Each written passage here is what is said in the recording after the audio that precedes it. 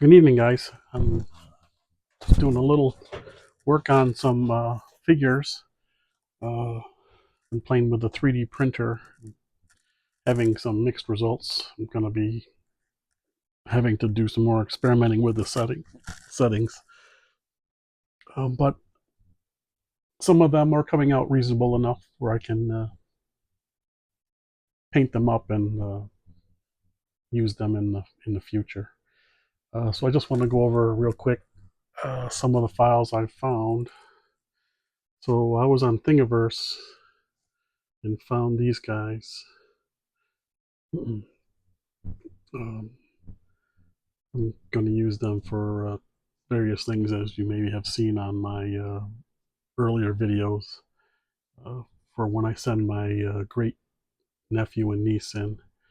Um, just wanted to throw this out here, is that I think this little dude right here is from an M2 um, M2 vehicle that I picked up, and he's made out of pot metal. It's a pretty nice little figure, but he's a tad small. So generally, I'm just a 6 foot figure would end up being about 27 millimeters at 1/64th scale, and that guy comes in maybe 26 and a little bit. So you can see he's a little shorter. He's almost as short as the woman figure, the girl figure, which is about the same, 26 point something millimeters. Um, and some of the other things I've found off of the internet are clocking in at 27 plus. So they look a little larger and make these little guys look teeny. But they're still, the little dude's still pretty cool, and I'll probably use them, in my backdrop someplace. I use them on my turntable when I video my cars.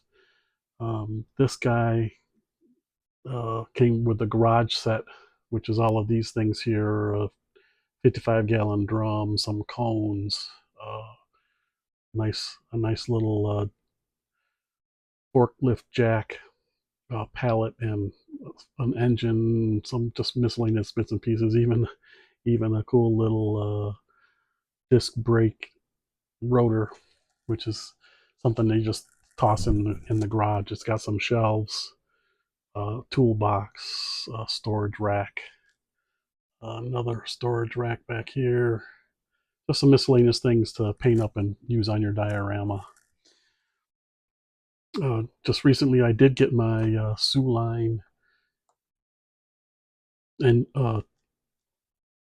train boxcar back from Mark over at GTR, and just wanted to show the guys in the scale with the train. Mark uses a special wheel set, which is a scale wheel set for S scale trains. Um, I don't really have any of those, and I don't use them. Those wheel sets, they're they have a short flange, and let's see if I can find one real quick here somewhere to demonstrate it. No, I can't find it. But anyways, they have a short flange instead of a tall flange, which is used on uh, train sets like American Flyers. They use a taller flange, and that taller flange is for what you call a high rail train setup. And this is the wheel sets for the high rail. You can see that this flange here, maybe you can hopefully see it. Yeah, this flange here is really tall, where Mark's uh, wheels use a very low flange. Anyways, the reason why I got my Line car back is because those wheels are hard to find for me, and are pretty expensive. Up here's one. This is just just so that you can see the difference. This is a high rail versus a scale wheel flange. Okay, you can see that this guy's shorter, this guy's taller, even though the centers are the same. So anyways, that's the reason why I asked for my car back, is I'm going to scavenge the wheels off it, which I've already done, taken the wheels off, and now it's just a standard box car waiting on a set of wheels. And I'm going to put the wheels on, the standard wheels on that, and use it on my diorama. And I'm in the process of making him a special car. Hopefully he'll use it in his train. Maybe he will, I don't know. But anyways, I'm in the process of making him a cool replacement, so that he could potentially have some fun on the train, a scale train, the larger one that's on the cross country track, not the dunes track. So anyways, I'm in the process of making that, and kind of in the process of a million things, which is my standard setup. But in the meantime, Mark Dio over at Cut Rocker was kind enough to send me a few 3D printer files from a gentleman that he had received them from, and I've been experimenting with them a little bit to see what kind of designs there are. It's actually, this first file that I was able to open and print came out reasonably well. It's got a lot of figures. The figures are taller, so the figures are a little bit taller than the figures that I had printed previously. So I'll have to probably resize them to get them back to be a similar, or maybe I'll just leave a few of them taller. I've been trying to generate, yeah, this guy's 29 millimeters, so he's a millimeter taller. You know, and you think, oh my God, a millimeter is nothing. Well, you're probably right. Millimeter is not much, but it is enough to make a guy look like 6'4" versus 5'11". Yeah. So anyways, he's a little taller.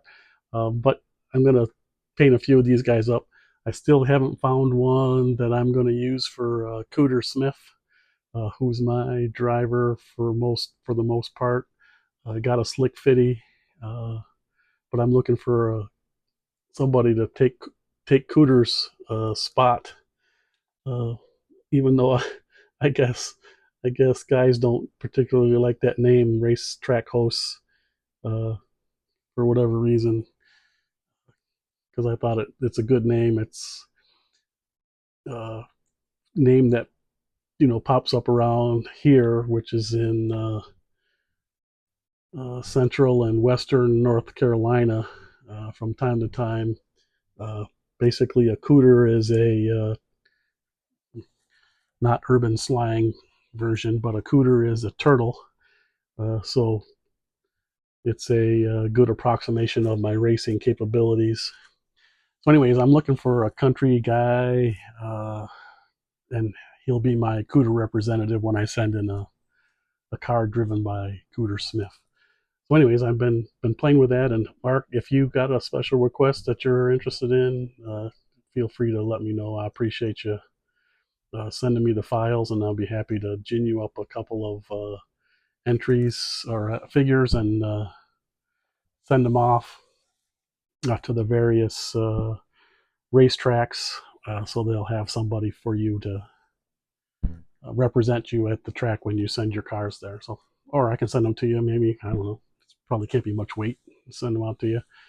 We'll see. We can talk about it. And again, I appreciate you hooking me up with some files to play with, and I'll continue to search through the files and print them off as I get time.